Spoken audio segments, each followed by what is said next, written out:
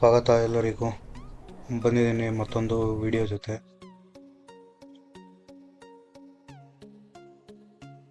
ಗಾಡಿ ಸರ್ವಿಸಿಗೆ ಬಿಡಬೇಕಿತ್ತು. ಆಗಲೇ ಒಂದು 4,750 ಓಡಿತ್ತು. ನಮ್ಮ ಮನೆಯಿಂದ ಕರೆಕ್ಟಾಗಿ ಕೋಲಿ ಹಿಲ್ ಸ್ಕೇಲ್ಗೆ 377 ಕಿಲೋಮೀಟ್ರ್ ತೋರಿಸ್ತಿತ್ತು ಒಂದು ಸೈಡು. ಗಾಡಿ ಕೀ ಕಾರಲ್ಲೇ ಬಿಟ್ಬಿಟ್ಟಿದ್ದೀನಿ.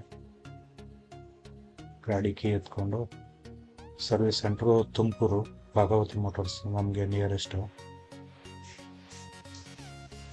ಹೋಗೋಣಪ್ಪ.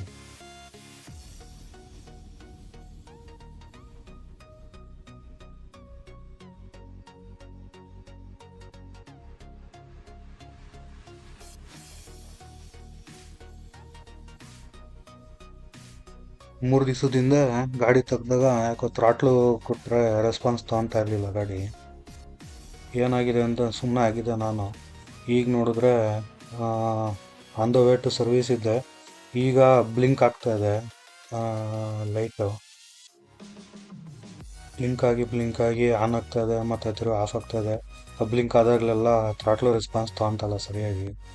ಆನ್ ದ ವೇ ಇದೀನಲ್ಲ, ನೋಡೋಣ ಟ್ರೈ ಮಾಡ್ಕೊಂಡು ಹೋಗ್ಬಿಡೋಣ ಅಂತ ಹೇಳ್ಬಿಟ್ಟು ಹೊರಟೆ. ಇಲ್ಲಿಂದ ಇನ್ನೊಂದು 12 ಕಿಲೋಮೀಟ್ರ್ ಇತ್ತು ಅಷ್ಟೇ ಸರ್ವಿಸ್ ಸೆಂಟ್ರಿಗೆ.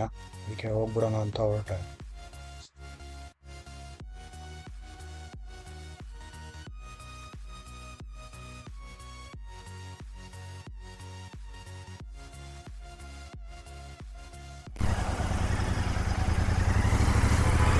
ಒಳ್ಳೆ ರೈಡ್ಗೆ ಗಾಡಿನ ಸರ್ವಿಸಿಗೆ ಬಿಡೋಣ ಅಂತ ಹೋಗ್ತಾ ಇದ್ದೀನಿ. 5,000 ಕಿಲೋಮೀಟ್ರಿಗೆ ಹೇಳಿದೆ. 4,750 ಓಡೈತೆ. ಇಲ್ಲಿ ಹೋಗ್ತಾ ಬರ್ತಾ 600 ಆಗಿರುತ್ತೆ. ಜಾಸ್ತಿ ಆದರೆ ಕಷ್ಟ. ಇಲ್ಲಿ ನೋಡಿ ನಮ್ಮ Tumakuru service station, Bhagavathi motors.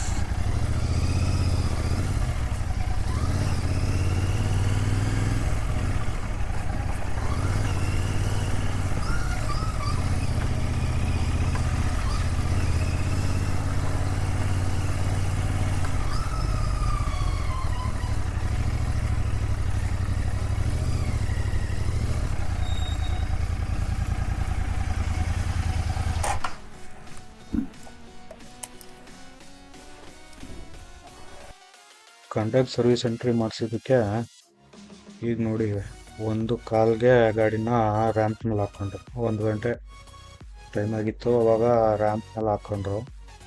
ಮಾಮೂಲಿ ಸರ್ವಿಸ್ ಏನೋ ಮಾಡ್ತಾರೆ, ಏನಾದರೂ ಬೇರೆ ಪ್ರಾಬ್ಲಮ್ಗಳು ನಾವು ಹೇಳಿರ್ತೀವಲ್ಲ ಅದನ್ನು ಸರಿ ಚೆಕ್ ಮಾಡೋಲ್ಲ. ಅದಕ್ಕೋಸ್ಕರ ಈ ಸಲ ಬಿಟ್ಟೋಗಲಿಲ್ಲ ಗಾಡಿ. ನಾನು ಅಲ್ಲೇ ಇದ್ದೆ ಸರ್ವಿಸ್ ಸೆಂಟ್ರಲ್ಲಿ.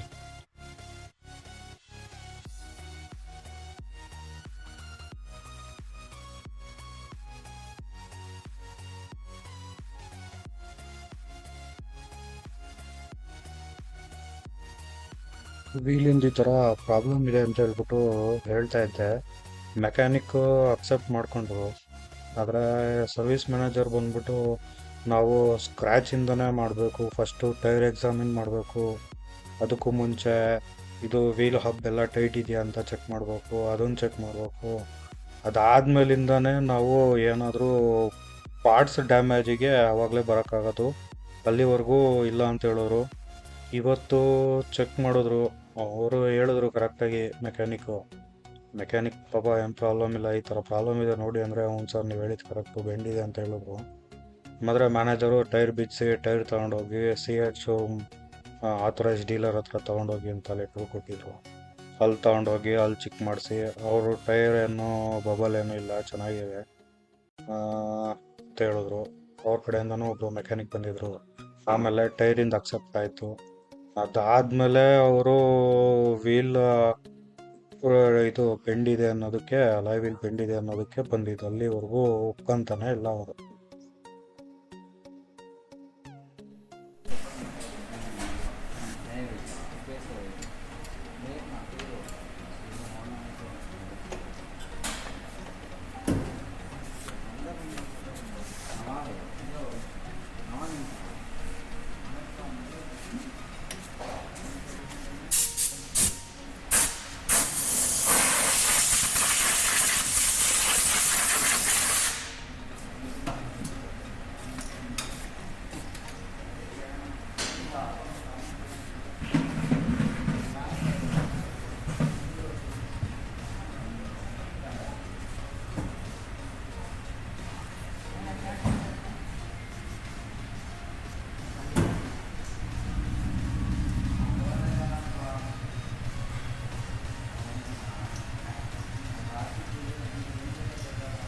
ಎಷ್ಟು ಲೀಟ್ರ್ ಹಣ ಹಾಕೋದು ಒಟ್ಟಿಗೆ?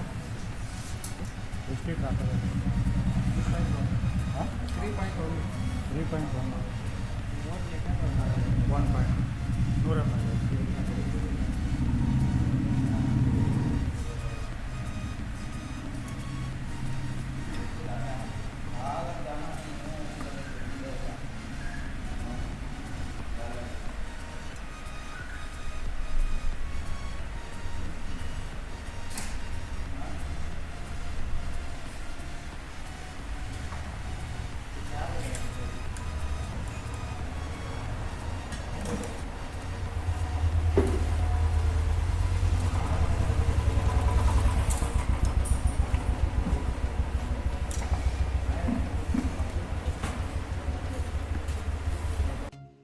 ಕೊನೆಗೂ ವೀಲ್ ಬೆಂಡಿಂದು ವಿಡಿಯೋ ಮಾಡಿಕೊಂಡು ಈಗ ವಾರಂಟಿ ಕ್ಲೈಮ್ ಮಾಡಿ ಇದು ಮಾಡಿಕೊಡ್ತೀವಿ ಅಂತ ಹೇಳಿದ್ದಾರೆ. ಅಂದರೆ ರಿಪ್ಲೇಸ್ಮೆಂಟ್ಗೆ ಅಲಾಯ್ ವೀಲು. ಅದನ್ನು ಎಷ್ಟು ದಿವಸ ಹೇಳಿದ್ದಾರೆ ಅಂದರೆ ಮಿನಿಮಮ್ 12 ಡೇಸ್ ಮೇಲಾಗುತ್ತೆ ಅಂತ ಹೇಳಿದ್ದಾರೆ. ನೋಡಬೇಕು ಎಷ್ಟು ದಿವಸಕ್ಕೆ ತರಿಸಿ ಹಾಕ್ಕೊಡ್ತಾರೆ ಅಂತ ಹೇಳ್ಬಿಟ್ಟು. ಮಿಕ್ಕಿದೆಲ್ಲ ಓಕೆ, ಏನೂ ಮಾಡೋಕ್ಕಲ್ಲ, ರಾಯಲ್ ಎನ್ಫೀಲ್ಡ್ ಅಲ್ವಾ, ಎಲ್ರಿಗೂ ಗೊತ್ತೇ ಇರುತ್ತೆ ಸರ್ವಿಸ್ ಯಾವ ಥರ ಇರುತ್ತೆ ಅಂತ. 5,000 ಕಿಲೋಮೀಟ್ರಿಗೆ engine oil change, air filter change ಏನೂ ಬೇಡ ಅಂತ ಹೇಳಿದರು. ನಾನು ಇರಲಿ 5,000ಕ್ಕೆ ಒಂದ್ಸಲಿ ಮಾಡಿಸ್ಕೊಡೋಣ ಅಂತ ಹೇಳ್ಬಿಟ್ಟು ಫುಲ್ ಇಂಜಿನ್ ಆಯಿಲು ಎಲ್ಲ ತೆಗೆಸ್ಬಿಟ್ಟೆ 5,000 ಕಿಲೋಮೀಟ್ರು ಸರ್ವೀಸಲ್ಲಿ. ಇದರಲ್ಲೇನು ಮಾಡೋಂಗಿಲ್ಲ ಅಂತ ಹೇಳಿದರು. ಇರಲಿ ಅಂತ ಹೇಳ್ಬಿಟ್ಟು ಚೇಂಜ್ ಮಾಡಿಸ್ದೆ. ಬ್ರೇಕ್ ಫ್ಲೂಯಿಡ್ ಕೇಳಿದ್ದಕ್ಕೆ ಅವರು ಬ್ರೇಕ್ ಫ್ಲೂಯಿಡ್ ಬಂದ್ಬಿಟ್ಟು 20,000 ಕಿಲೋಮೀಟ್ರಿಗೇನೋ ಒಂದ್ಸಲಿ ಚೇಂಜ್ ಮಾಡಿಸೋದು ಅಂತ ಹೇಳಿದ್ರು. ಮತ್ತು ಟಾಪಪ್ ಎಲ್ಲ ಮಾಡೋಂಗಿಲ್ವಂತೆ, ಏನೋ .4 ಆಯಿಲ್ ಅಂತ ಹೇಳಿದ್ರು.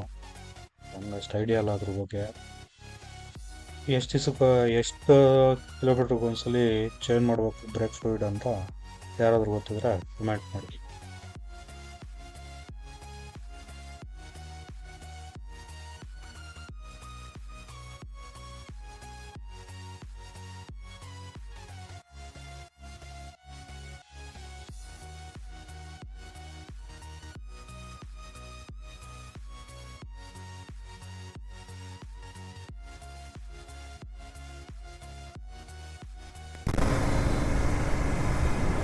ಈ ಗಾಡಿದು ವಾಮ್ಲಿಂಗ್ ಇಶ್ಯೂಗೆ ಇವತ್ತು ಬಿಟ್ಟಿದ್ದೆ. ಬಿಟ್ಟರೆ ತೋರಿಸ್ತೀನಿ, ಒಂದು ಕಾಪಿ ಹಾಕ್ತೀನಿ. ಇದು ಟೈರು ಬಲ್ಜಾಗಿದೆ ಅಂತ ಹೇಳಿದ್ರು. ತಿರ್ಗಾ C8 ಆಥರೈಸ್ ಬಿಲ್ಡರ್ ಹತ್ರ ಹೋದ್ವಿ. ಅವರು ಎಲ್ಲ ಚೆಕ್ ಮಾಡಿದ್ರು. ಚೆಕ್ ಮಾಡಿಬಿಟ್ಟು ಅಲ್ಲಿ ವಿಡಿಯೋ ಮಾಡೋದು ಬೇಡ ಅಂತ ಹೇಳಿದ್ರು. ಅವರು ಏನಿದ್ರು ರಿಪ್ಲೇಸ್ಮೆಂಟ್ ಮಾಡಿಕೊಡ್ತೀನಿ ಸರ್, 4 ಡೇಸ್ ಆಗುತ್ತೆ, ಕಳಿಸ್ತೀನಿ ಕಂಪ್ನಿಗೆ ಅಂತ ಹೇಳಿದ್ರು. ಇವರು ಹೇಳಿದ್ದನ್ನು ನೋಡಿ ಚೆಕ್ ಮಾಡಿದ್ರೆ ಅವರಲ್ಲೇ ಒಂದ್ಸಲಿ ಪ್ರಿಯರ್ ಚೆಕ್ ಮಾಡಿದ್ರು. ಚೆಕ್ ಮಾಡಿದಾಗ ಅದರಲ್ಲಿ ಎಲ್ಲೂ ಬಲ್ಜಿಂಗೇ ಇಲ್ಲ. ನೋಡಿದ್ರೆ ರಿಮ್ ಬೆಂಡ್ ಐತೆ ಫ್ರಮ್ ದ ಡೇ 1. ಫಾಲ್ಟ್ ಇರೋದು ಬಂದ್ಬಿಟ್ಟು ಕಂಪ್ನಿ ಕಡೆಯಿಂದ. ಈಗ ಕೇಳಿದ್ರೆ ಈಗೇನು ಹೇಳ್ತಾರೆ, ನಾಳೆ ಟೈರ್ ಬಿಚ್ಚಿಬಿಟ್ಟು ವೀಡಿಯೋ ಮಾಡಿಬಿಟ್ಟು ಕಳಿಸ್ಬಿಟ್ಟು ಪಾರ್ಟ್ನ ತರಿಸ್ಕೊಂತೀವಿ ಸರ್, ಯೋಚನೆ ಮಾಡಬೇಡಿ, ವ್ಯಾರಂಟಿ ಇದೆ ಮಾಡಿಕೊಡ್ತೀವಿ ಅಂತ ಹೇಳಿದ್ದಾರೆ. ನಾಳೆ ತಿರ್ಗಾ ಹೋಗ್ಬೇಕು, ನೋಡೋಣ. ಇವತ್ತು ಬೆಳಗ್ಗೆಯಿಂದ ಸಂಜೆವರೆಗೂ ಮಾಡಿದ್ದಾರೆ ಬರೋ ಅದೊಂದು ಇಶ್ಯೂಗೆ.